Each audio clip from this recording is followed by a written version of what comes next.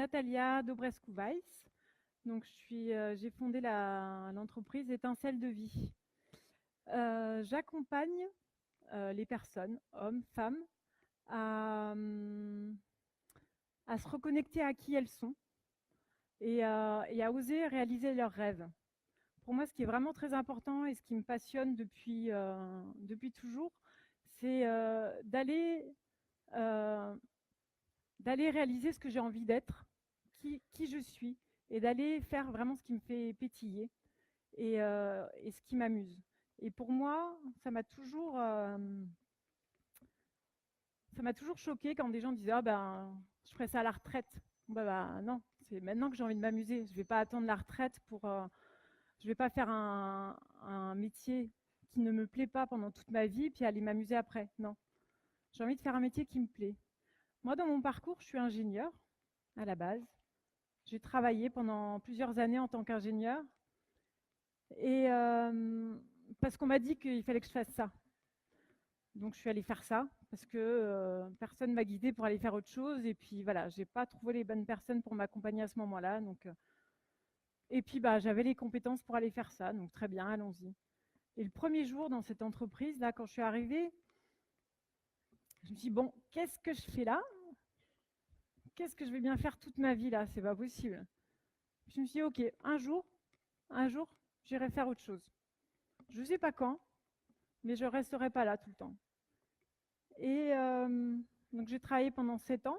Bon, je me suis bien amusée techniquement, mais par contre, au niveau de mes valeurs, c'était vraiment pas ce qui me touchait et ce qui me correspondait. Et puis un jour, il y a eu le déclic. En fait, c'est juste mon mari qui m'a dit j'ai trouvé du travail à Lyon, on habitait à Paris. Je dis bah ok, postule et je te suis, puis je sais pas ce que je ferai.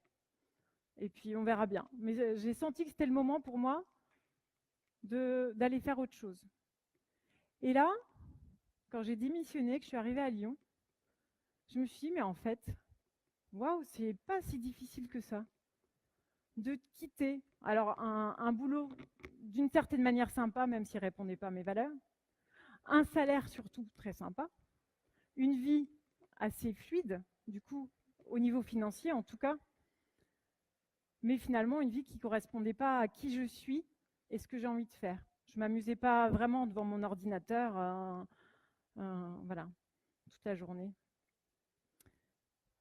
En tout cas, c'était pas ce qui me correspondait à moi. Et là, vraiment, je me rappelle ce jour où je me suis dit, mais en fait, maintenant que j'ai quitté une fois un métier pour en faire un autre, maintenant, tout est possible. Je peux réaliser ce que j'ai envie dans la vie. Je vais aller faire un métier. Donc, je me suis reconvertie une première fois. Et je suis allée travailler dans un jardin d'enfants. Donc, j'ai fait une formation pendant 3 ans. Et puis j'ai travaillé dans un jardin d'enfants. Et puis je me suis éclatée avec les petits. Vraiment, c'était ce qui me correspondait à ce moment-là. Puis à un moment donné, à nouveau, c'était maintenant, ok, mon temps là est fini. J'ai plus, ça me correspond plus. Et, et puis j'en suis arrivée là où j'en suis aujourd'hui, petit à petit.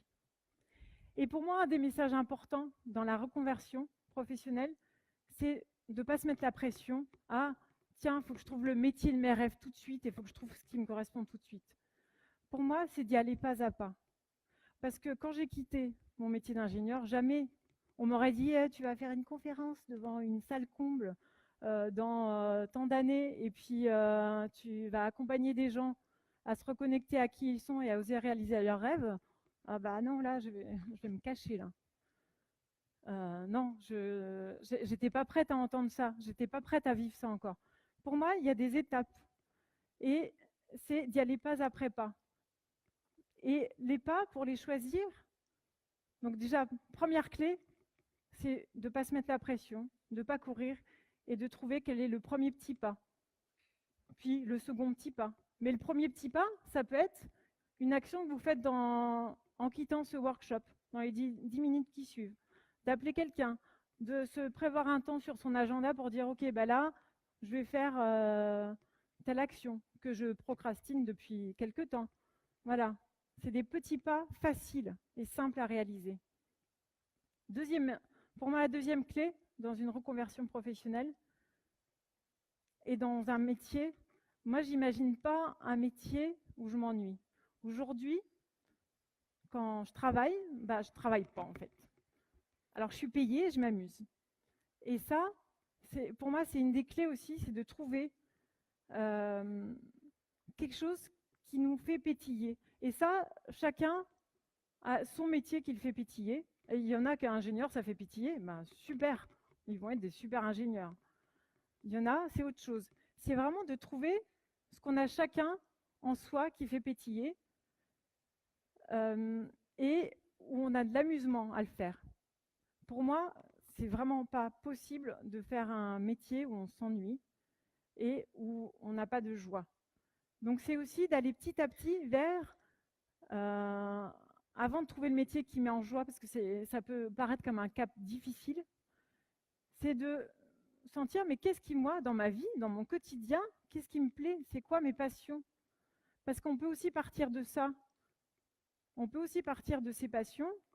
Euh, Moi, ce que je fais aujourd'hui, à la base, c'était une passion. En fait, j'ai pas mal coaché des amis depuis toujours. Les gens me disaient: ah, mais c'est sympa de venir te voir, discuter avec toi. Tu as toujours le bon conseil à me donner. Ben ouais, en fait, ce métier, je le fais depuis toujours. Sauf qu'avant, c'était dans mes relations que je faisais ça. Les gens, ils venaient me chercher pour ça. Parce qu'ils sentaient que c'était quelque chose que j'avais en moi, un de mes talents. Et petit à petit, c'est de me dire, ben, en fait, c'est ça que j'aime faire. Et pourquoi je ne ferais pas ça de ma vie, en fait? Pourquoi je n'en ferais pas mon métier? Donc, c'est vraiment une des clés, c'est d'aller vers l'amusement. Donc, une des personnes, je vais vous donner un exemple, une des personnes que j'ai accompagnées en reconversion professionnelle, bon, elle avait un métier dans un bureau qui l'épanouissait pas du tout. Et puis, elle est venue me voir en me disant, voilà, j'ai fait une formation sur les plantes, peut-être je voudrais ouvrir une herboristerie, etc. Donc, super, elle a une belle vision devant elle. Sauf que cette vision de l'herboristerie avec le salon de thé, c'est super et vraiment, euh, ça lui correspond. Sauf que ça lui mettait tellement la pression que bah, elle savait pas par où avancer. Au fur et à mesure du travail que j'ai fait avec elle, un jour, je lui dis, bah, écoute, je te donne un défi pour la fois prochaine, c'est de lancer un atelier de danse.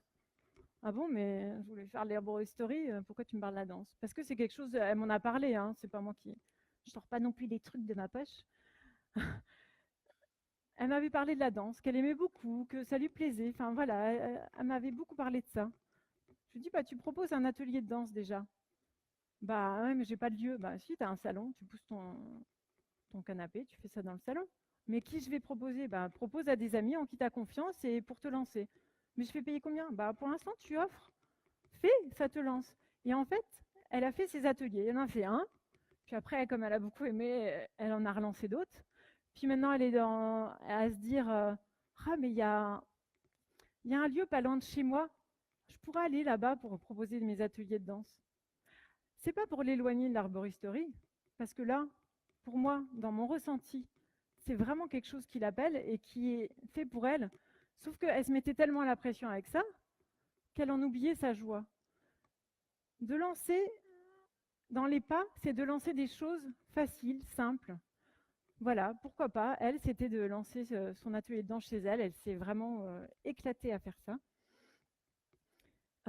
Et maintenant, elle envisage même donc de faire ses ateliers payants et de commencer à gagner un revenu avec ça. Et petit à petit, comme ça, pour moi, c'est vraiment une balance de passer dans ce côté où on est beaucoup dans le mental. Ah bah oui, mais faut gagner des sous, bah, j'ai ça à payer, j'ai ça, et puis j'ai tel engagement, et tout ça, qui est une réalité. Bien sûr, c'est une réalité qu'il ne faut pas du tout mettre de côté. Par contre, les peurs et les croyances limitantes, ça, c'est pas une réalité. Ça, c'est le mental qu'on laisse parfois nous diriger et qu'on laisse prendre le contrôle. Alors le mental, on ne va pas le zapper, le squeezer. Par contre, on peut très bien rééquilibrer la donne. C'est-à-dire, au lieu de laisser parler que le mental qui a peur, comme elle pouvait avoir peur. Si je lui avais pas donné un défi de lancer 6 ateliers de danse, même ça, elle le faisait pas. Elle n'avait pas le choix parce que je ne lui ai pas laissé le choix. Mais même ça, elle ne l'aurait pas fait parce qu'elle avait peur. Et en fait, elle avait peur. Mais en même temps, la peur, c'est très bénéfique. Et en fait, elle s'est amusée à faire ça. Donc là, pour moi, c'est vraiment important de... J'ai perdu le fil. De perdre le fil de temps en temps, d'aller boire un petit peu d'eau.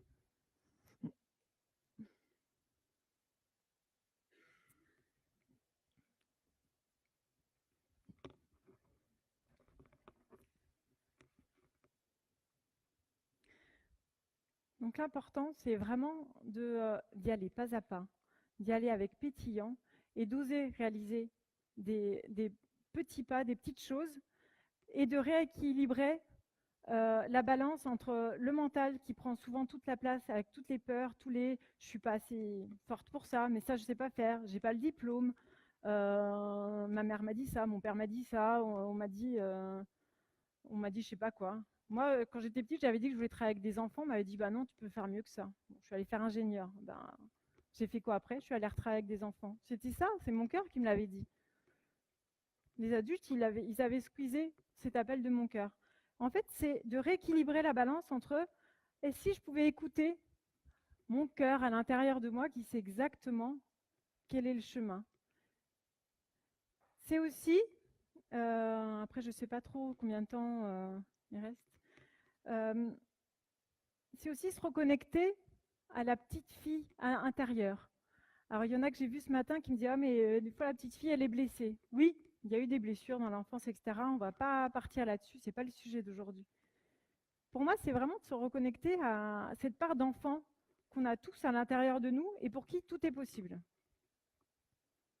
Quand j'ai dit à ma fille, quand elle avait 3-4 ans, que son oncle, donc mon frère, habite à New York, elle me dit « Mais je veux le voir. » Je dis, bah, faut prendre l'avion. Elle me dit, bah, on achète un avion et puis on y va.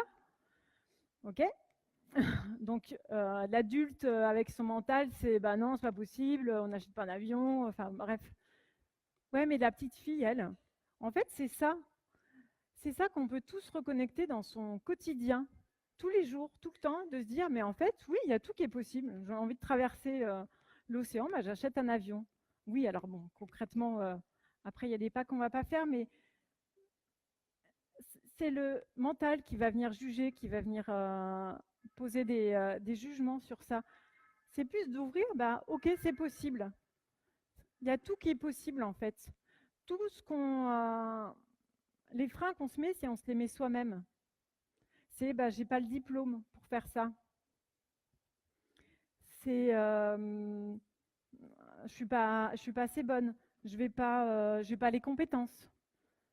Mais en fait, un enfant, il se pose pas ces questions-là. S'il a envie de faire quelque chose, il se lance et il le fait.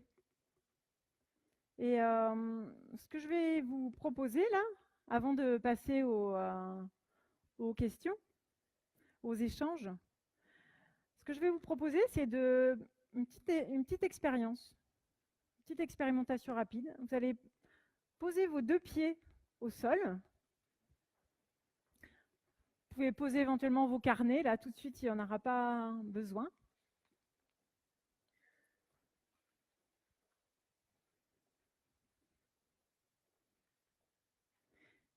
Et puis déjà, prendre le temps, éventuellement si vous avez besoin de fermer les yeux, c'est possible, pour vraiment vous centrer sur vous.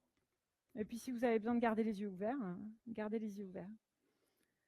Et déjà de faire quelques respirations comme ça pour vous poser là, ici, maintenant, dans cette pièce, sur cette chaise.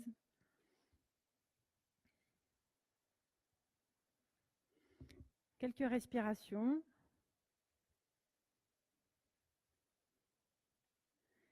Et puis, vous allez laisser venir une image. L'image que je vais vous demander de laisser venir là, à vous, c'est l'image d'un personnage de dessin animé ou de film qui représente pour vous le pétillant, la joie, l'amusement, le fun, l'espièglerie, la malice.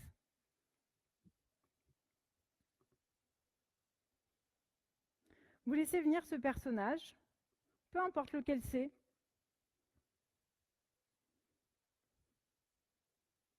Et puis vous regardez en vous ce que ça fait qu'il y ait ce personnage qui soit là avec vous.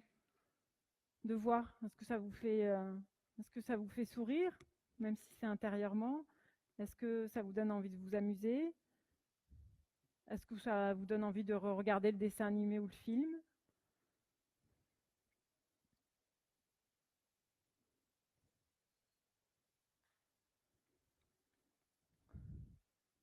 Je vous laisse encore quelques secondes.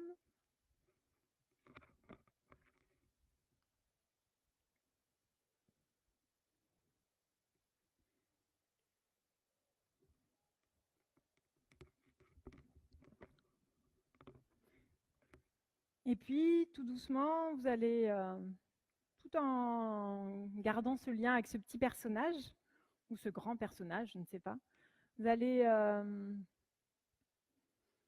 rouvrir les yeux tranquillement, revenir là. Alors, on n'a pas forcément beaucoup de temps là, comme ça en workshop. Ça a été très rapide. Cet exercice que je vous ai fait faire, en fait, ce personnage, donc bon, moi ça pourrait être Vaiana, par exemple. En fait, c'est un personnage qui peut vous accompagner dans votre quotidien et dans votre reconversion professionnelle, pour y amener ce côté-là plus amusant.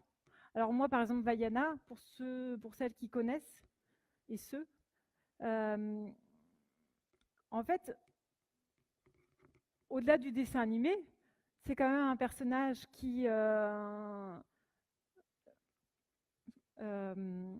ose suivre ce qu'il appelle et ce qu'elle a envie de faire, et se dit eh ben oui, pourquoi ça serait pas possible de passer, d'aller sur la mer, d'aller naviguer sur la mer, alors que tout son peuple lui dit non, on ne navigue pas, on ne fait pas ça. Et elle a dit bah si, moi j'ai envie d'aller là-bas, j'y vais. Et voilà, moi c'est un personnage que j'ai regardé avec mes enfants, ce dessin animé, et en même temps, il m'a parlé pour ça, ce personnage, de me dire bah oui, en fait, je peux très bien me dire bah tiens, il y a Vaiana là avec moi, et de me dire bah elle peut m'accompagner quand j'ai des doutes dans mon quotidien, quand je doute, quand j'ai peur, quand je me dis non, ça je vais pas y arriver, ou quand je sais pas quel chemin prendre, de me dire bah ok, si c'est Vaiana, elle ferait quoi? Donc ce personnage que vous avez pu visualiser, ce que je vous invite, c'est à trouver une image, une photo sur Internet, peut-être de l'imprimer, de l'avoir en fond d'écran sur votre téléphone, sur votre ordinateur, de l'avoir dans votre porte-monnaie, et puis qui vous accompagne. Il y a une personne comme ça que j'ai accompagnée en coaching. Elle, c'est un renard. Elle a son petit renard qui l'accompagne et qui elle m'a dit que ça l'aide vraiment énormément. Donc là, elle a passé des entretiens d'embauche, parce qu'elle est en reconversion. Et voilà, c'est une ressource qui l'a vraiment beaucoup accompagnée et soutenue. Voilà, je vous remercie de votre écoute attentive.